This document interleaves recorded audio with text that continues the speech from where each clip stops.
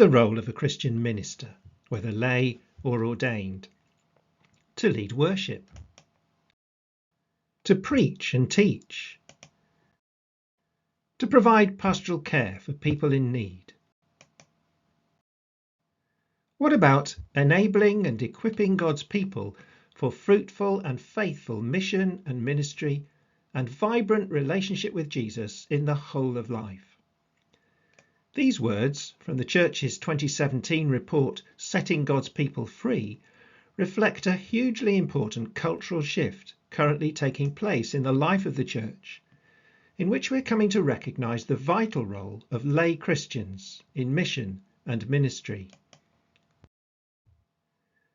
This means that along with the life of the gathered church, where Christians come together for worship and teaching, study and prayer, and join in church-based mission initiatives, we're coming to recognise the importance of the scattered or sent church, where Christians live their lives from Sunday to Saturday, where they meet those who don't yet know Christ, acting as salt and light in God's world, exercising influence and perhaps leadership in their families, their workplaces, voluntary activities, and leisure pursuits. So how do we, as full-time theological educators, associate staff, supervisors and training ministers, equip our ministerial students for both the gathered and the sent church? How do we give them the skills to enable the whole people of God to live out what the Church is coming to call everyday faith, to live as Christian disciples, exercise influence for Christ, and contribute to the coming of God's kingdom in all the spheres of everyday life? I'm David Hayward, a writer and consultant in the field of Christian ministry and ministerial formation. This video is an introduction to the online learning programme Formation for Enabling Ministry, whose aim is to equip you to train ministers confident and competent to enable everyday faith, as well as minister to the gathered church. This is not necessarily an easy task. It's only relatively recently that the Church has come to recognise the importance of everyday faith for its life and mission. Our patterns of training have not traditionally been geared to equipping ministers to enable the ministry of the whole church. And there are considerable obstacles to Christian discipleship in the world of work and society generally. So, how do we equip ourselves to train the ministers of the future? Ministers capable of multiplying their impact by enabling others to live out their faith in all the spheres of life. If you're a theological educator, you come with expert knowledge of your subject discipline, Old or New Testament, theology, ethics, church history, and so on. Our role is to share our enthusiasm and familiarise our students with these areas of knowledge. But we also know that the task is greater than this. We want students to apply these areas of knowledge in their ministries, to live out the truths we have taught them and pass them on to others, to apply them to everyday life so that they become more than subject knowledge, but rather a lens through which to interpret their experience of life and help others to do the same. This is the aspiration set out by Rowan Williams in his lecture on theological education. A theologically educated person is someone who has acquired the skills of reading and interpreting the world in the context and framework of Christian belief and worship, not just someone who knows a great deal about the Bible or history of doctrine. To achieve this, we'll be looking for more than surface learning, more than students performing well in their assignments, but rather the deep learning through which they learn to bring a Christian outlook to the whole of life. And if you're a supervisor or training minister, or your subject area is a practical one, you'll be drawing on your experience to help students and newly ordained ministers become familiar with ministerial practice, leading worship, preaching and evangelism, baptism and funeral ministry, leading groups and chairing meetings. But you'll also want to see them become disciple-making disciples, ministers with the skills to help others to live the Christian life in their own very different contexts. Put simply, formation for enabling ministry offers two things that will equip you to do this effectively. A way of thinking about the whole enterprise of ministerial formation, and a set of skills to help you to meet the challenge. The first is the subject of Stage 1, the first 4 units, and the second of Stage 3, the last 4, while Stage 2 explores the links between them. What do I mean by a way of thinking? We use the word formation because we realise that preparation for ministry is more than education and more than training. It's about the whole person. At its heart, it is a redirection of our affections, seeking first God's kingdom, placing it above every other priority in our lives. It's not just about becoming experts in the Bible and theology, but learning to see the whole of life from a Christian perspective. It's about learning to make Christian practices, prayer, study of the Bible, worship, periods of silence and Sabbath, integral to our lives. It's about hearing and responding to God's call on our lives, transformation and readiness to suffer along with Christ. And formation is something that takes place in community. We learn with and from our fellow Christians, supported by them and committed to life in this community. So what kind of learning process is formation? There's a concept that comes to our aid in answering this question, the concept of a practice. Alistair MacIntyre describes a practice as a coherent, complex and cooperative human activity. This means that practices are everywhere. Occupations like farming, running a business, scientific research, the arts like music and painting, leisure activities like football, cricket or chess. And at home, nurturing a family can be thought of as a practice. Each has a social context, a history or tradition behind it, and a set of goals, mutually agreed between the practitioners and the society in which the practice is set. And here is the crucial part. Learning a practice is more than intellectual. It involves not only knowledge and skills, but the affections and the virtues. Virtues like patience, diligence, humility and justice are integral to many, if not most, practices. Crucially, practices are learned in community. They are learned through participation with and from other practitioners. And finally, practices shape our identity. Learning a practice means learning how to be a teacher, a scientist, a parent, or a footballer. So what kind of learning is formation?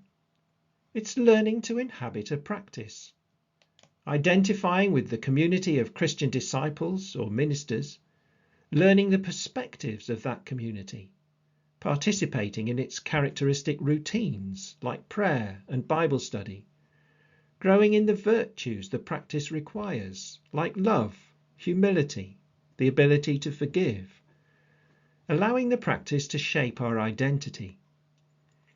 And of course, because we are talking about Christian practices, we recognise that in all this the Holy Spirit is at work, bringing a vertical dimension of relationship with Christ, so that the development of Christian identity is not just conformity, but becoming the unique persons Christ would have us be. As a theological educator or supervisor, you're a member of at least 2 and possibly 3 communities of practice: Christian discipleship, Christian ministry, and theological scholarship. Christian ministry sits at the intersection of these 3 communities, with a foot in both the other 2. The task of the minister is to draw on the Church's tradition of theology and biblical interpretation, much of which has taken place in an academic context, to enable and empower everyday disciples to respond to God's call in the places of their everyday life and work. That means becoming a bridge between the world of academic study and the world of everyday life. Our task is to equip them to become those bridges. How do we achieve that? This is where the second aspect of the programme comes in. I'm suggesting that we do this through learning and practicing the skills of adult education in our classrooms and in learning in context. Stage 3 is an introduction to those skills. For some, this may be a refresher, but for others, some of it may be new. For example, adult education is life-centred. Learners come to be equipped for the challenges they face or develop interests that are relevant to them. So learning adult education skills will mean designing our teaching so that the application of our subject area to ministry is always apparent to the students, and providing plenty of opportunities to apply their learning to life and ministry. Another characteristic of adults is that they bring plenty of relevant experience to their learning. In fact, the learner's experience is a key resource. They may not have our level of expertise, but they do have both prior experience and opinions. The skill of the adult educator is to begin from where the students are, so that the new learning immediately makes sense, and they can connect it with their existing knowledge and experience. By bringing their experience to the session, they experience deep learning, the learning that makes a real difference in how they think and feel about the world. And a skillful adult educator provides plenty of opportunities for students to learn from one another. And to give a third example, developing the skills of the adult educator enables us to be much more flexible and sophisticated about the transfer of information. You will already be familiar with the problem of students forgetting what they hear in a traditional lecture. This is the Ebbinghaus forgetting curve, which tells us that within an hour they will have forgotten more than half of what you've told them, and by the next day this will have risen to 2/3. But learning the skills of adult education will equip you with a range of alternative methods for imparting information. As an adult educator, you don't cease to be the expert, but your role shifts from the fount of all knowledge to the facilitator of learning. Instead of preparing lectures, you'll be preparing learning tasks to enable your students to engage with the subject area and relate it to both everyday faith and ministry. You're probably doing some of this already.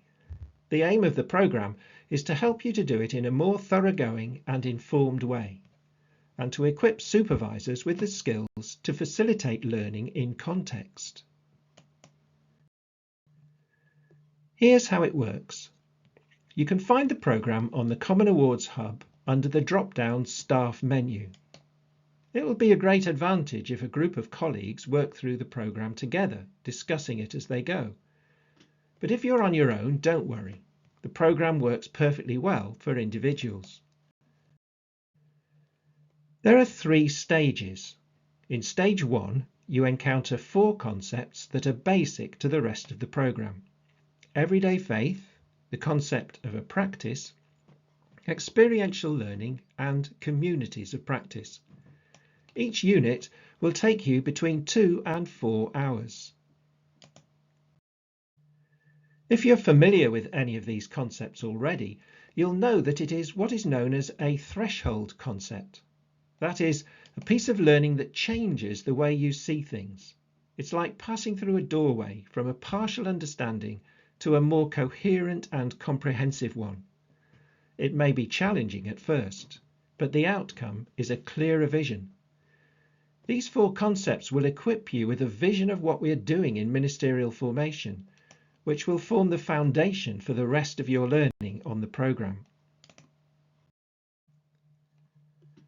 Stage 2 begins to bring these concepts together, showing how the understanding of experiential learning and communities of practice helps us to make sense of the way people grow as disciples and learn ministry, as well as tackling two of the most important topics to arise: theological reflection and the difference between academic and everyday theology. Finally, Stage 3 equips you to incorporate the skills of adult education into your practice. You'll become familiar with the characteristics of adult learners and learn how to design a variety of learning tasks so that your students become active learners, exploring the subject together and working out how to apply it to discipleship and ministry.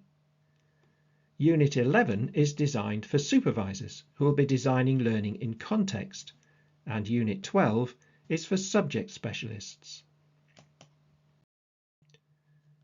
You don't need to stick to the order of the units if you prefer not to. The programme is designed to take you through in a certain way, but in the end it's up to you how you choose to tackle it. I hope you'll enjoy the programme, but most of all, I hope you'll become much more fruitful as a teacher or supervisor through learning how to facilitate learning for others. It may mean a change in your practice, but I hope you're seeing how important it is going to be for the future of the church to equip our ministers as enablers of others, so that the whole church can live out the gospel and become salt and light in our society.